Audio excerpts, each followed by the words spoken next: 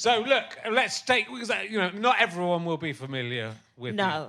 And it's great to have. Well, no, you've been going a good while. You've been going sort of five or so years as a comedian. Is that right? I've been going 8 years now. Yeah, it'll be 8 years now. But I kind of got known from 2017. Yeah. So I ended up in the BBC New Comedy Award final, which was a shock for everyone, including myself, because it was all about writing that competition back in the day.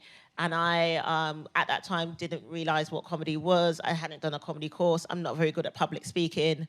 And I have another career and had 3 other part-time jobs at the time. So comedy was something I kind of fell into.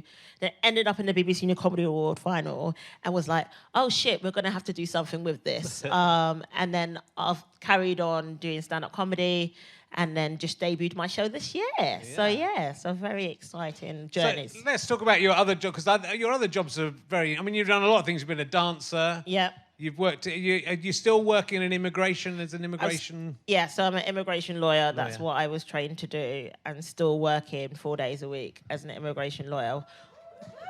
Oh, thank you. Thank you.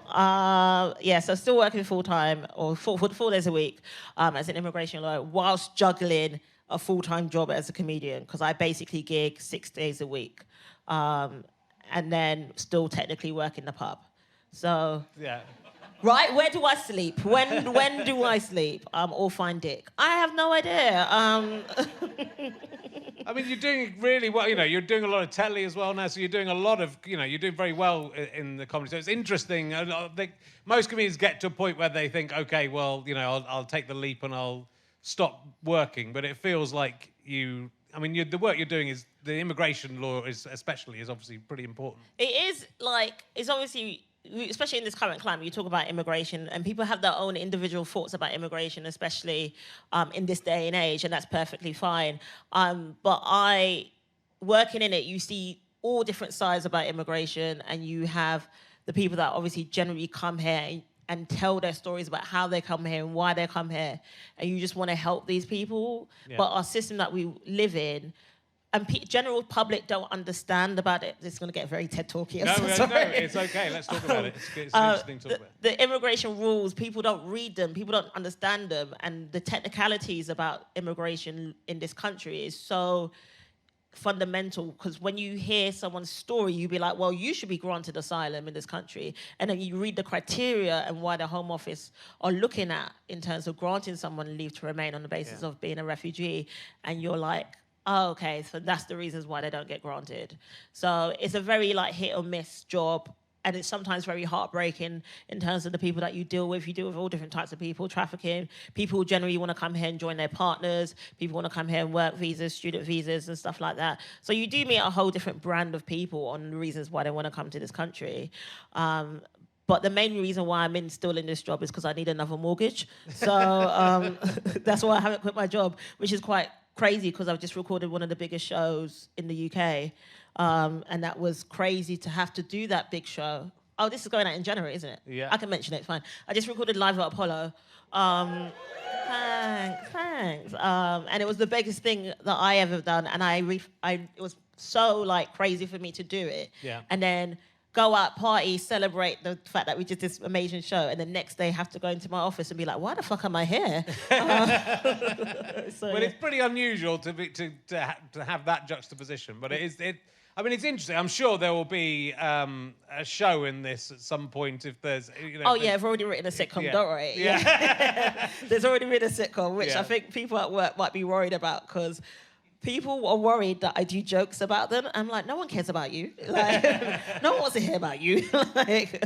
I've written a sitcom. I've written several sitcoms, but one of them is based on a law firm, because I don't think people understand. And this is why I do jokes about it on stage, because I don't think people really understand the ins and outs of what happens in a law firm. And obviously people have their view about law, and they see the barristers, especially the criminal barristers, on TV and their wigs and stuff like that, and just saying their big old words and looking fancy, where they don't really realise what happens before that.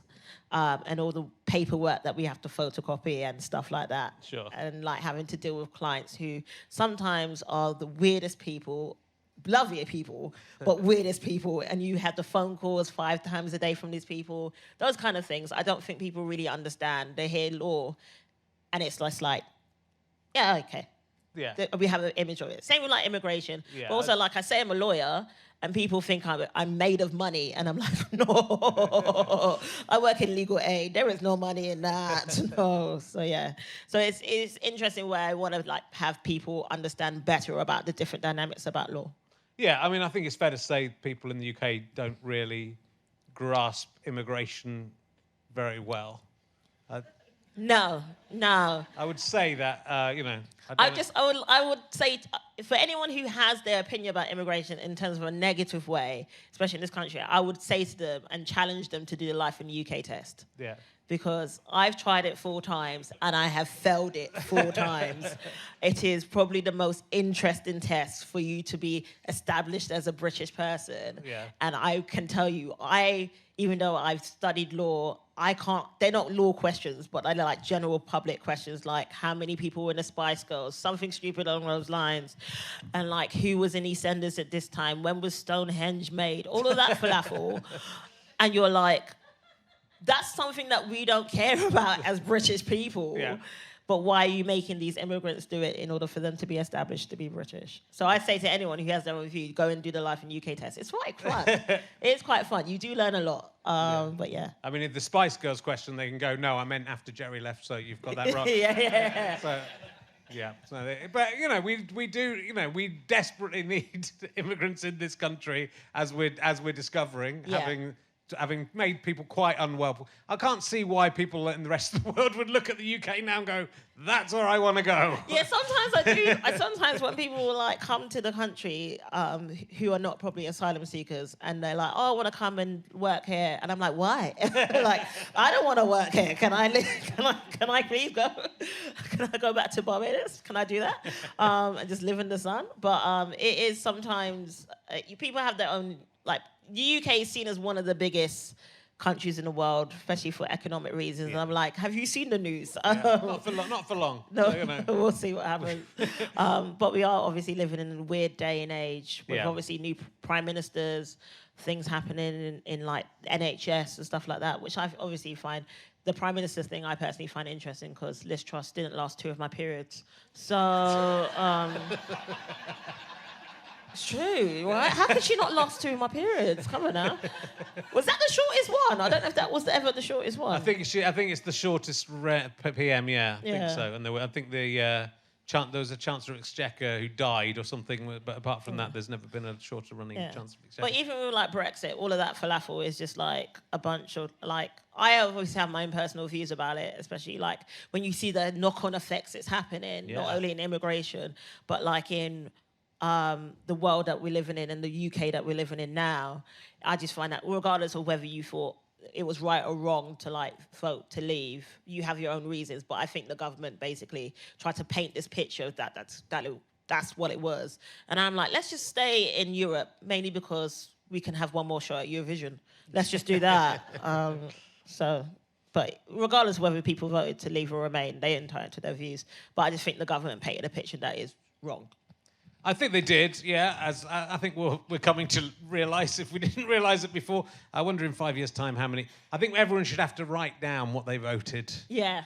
And then we'll decide based on that. Because I think in 5 years' time, we're not going to find many people who voted. I'm not saying that. I'm not saying that people that voted were like stupid to vote. I'm just saying if you voted that way, then you're stupid. So, yeah.